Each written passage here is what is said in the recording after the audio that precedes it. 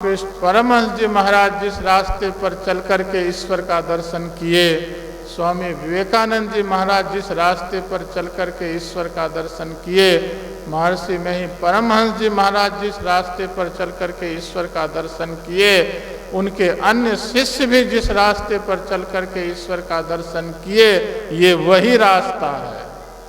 और इस रास्ते पर चलने से जीव को कभी दुख नहीं होता है। संसार के रास्ते पर चलिए तो कभी एक्सीडेंट हो जाता है, ट्रेन से चलिए तो ट्रेन भी एक्सीडेंट कर जाती है, बस से चलिए तो बस एक्सीडेंट कर जाती है, मोटरसाइकिल से चलिए तो मोटरसाइकिल एक्सीडेंट कर जाती है। यहाँ तक कि आप हवाई जहाज से भी यात्रा कीजिए तो एक ना एक दिन हवाई जहाज भी कभी ना कभी क्रैश हो जाता है। संसार के रास्ते पर चलने से जीव को दुख मिलता है, लेकिन ईश्वर के दर्शन के रास्ते पर चलेंगे तो कभी दुख नहीं मिलेगा। जीव को जब भी मिलता है तो सुख ही मिलता है। चलत पंथ सुख होत महा है, जहां अझर झरते अमृत ध्वनि की नौबत जहरत बरभागी सुनते। सुनत लखत सुख लहत अद्भुति में ही प्रभु मिलते। अद्भुत अंतर की डगरिया जा पर चलकर प्रभु मिलते। उस रास्ते पर जो चलते हैं उनको बहुत सुख मिलता है, और उस रास्ते पर चलने से कभी एक्सीडेंट नहीं होते।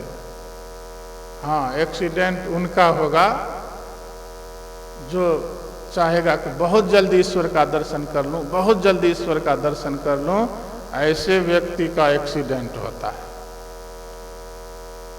जो धीरे धीरे रे मना धीरे सब कुछ होए, माली सींचे 100 घड़ा ऋतु आए फल होए। जो धीरे धीरे उस रास्ते पर चलते हैं, आगे बढ़ते जाते हैं, ऐसे जीव का कभी एक्सीडेंट नहीं होता।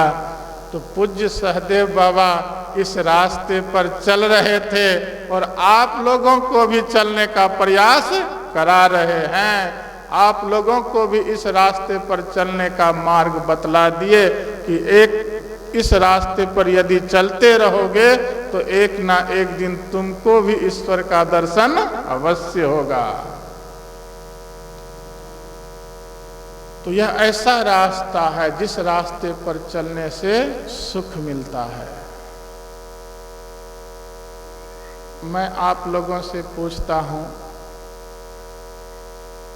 जो सुख अभी आप लोगों को मिल रहा है, जो शांति अभी आप लोगों को मिल रहा है, जो आनंद अभी आप लोगों को मिल रहा है, यह सुख, यह शांति, यह आनंद आपको घर में मिलता है? क्यों नहीं मिलता? मैं आप लोगों को रसगुल्ला खिला रहा हूं, आप लोगों को जलेबी बांट रहा हूं, आप लोगों को जूस पिला रहा हूं,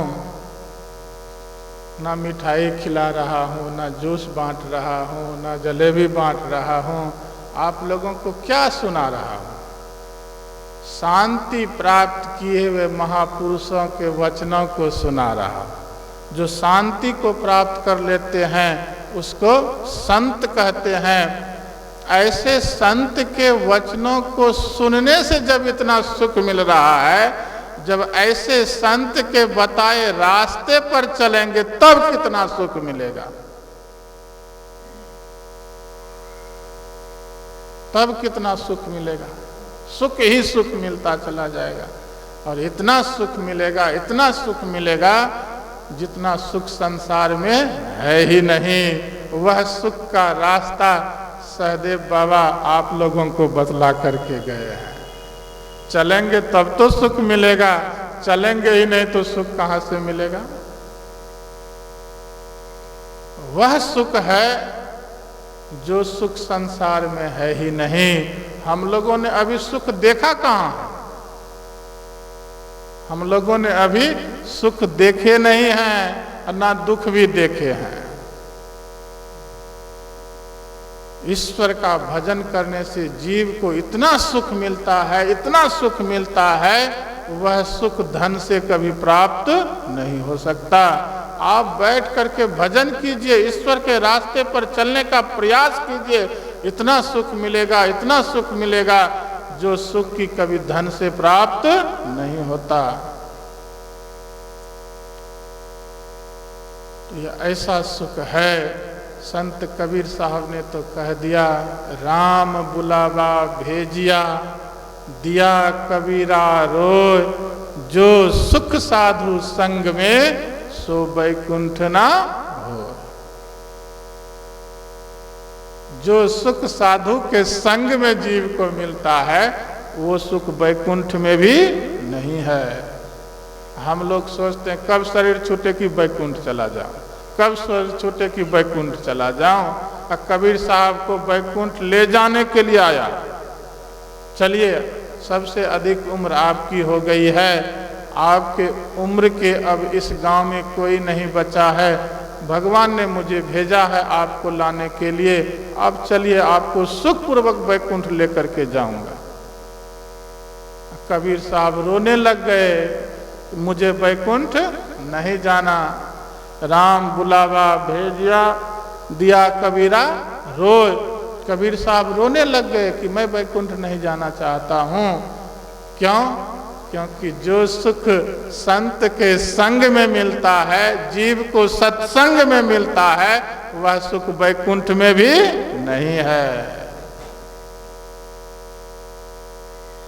गुरु महाराज ने एक जगह और लिखे हैं, अति दीन हो के जिसने सत्संग सुमति ली, संतों ने कही राह यही शांति की असली, शांति को जो चाहता तज और जो नकली।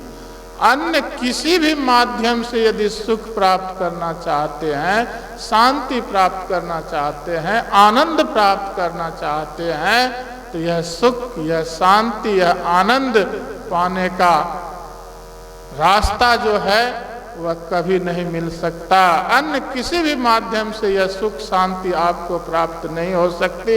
लेकिन संत के बताए रास्ते पर यदि चलेंगे तो आपको सुख भी मिलेगा, शांति भी मिलेगी, आनंद भी मिलेगा। यही एक सच्चा रास्ता है और दूसरा रास्ता नहीं।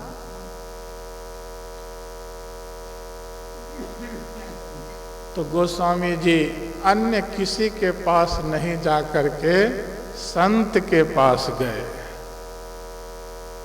और उनसे कहा, वर्षों भजन सत्संग करता हुआ बीत गया, लेकिन अब तक में मुझे ईश्वर का दर्शन नहीं हुआ, कृपा करके आप मुझे बतलाइए अब मैं क्या करूं, कहाँ जाऊं। तो उस संत ने गोस्वामी जी से कहा, हे तुलसीदास, आप चले जाइए चित्रकूट, वहाँ आप नदी की तट पर बैठ करके भजन करेंगे तो आपको वहाँ ईश्वर का दर्शन अवश्य होगा। संत के वचनों पर विश्वास किया, संत के वचनों पर विश्वास किया और चले गए चित्रकूट। गोस्वामी तुलसीदास के जीवन की ऐसी स्थिति थी, ना तो उनके पास वस्त्र पहनने को थे, जो वस्त्र पहनते थे उसके अलावा दूसरा वस्त्र नहीं था, ना जलपात्र उनके पास थे, पीने को जलपात्र नहीं थे, रहने को झोपड़ी नहीं थे, खाने का अन्न उनके पास नहीं थे। बिल्कुल अव्यवस्थित स्थिति में वे चित्रकूट गए और किसी प्रकार से नदी की तट पर घास की झोपड़ी बना करके भजन सत्संग करने लग गए। बिल्कुल अव्यवस्थित स्थिति में भी वे भजन सत्संग को नहीं छोड़ रहे हैं, ऐसी हालत में भी भजन सत्संग नहीं छोड़ रहे हैं। आजकल देखिए जैसे ही थोड़ा सा बिजनेस खत्म हो गया तो गुरु में ताकत ही नहीं।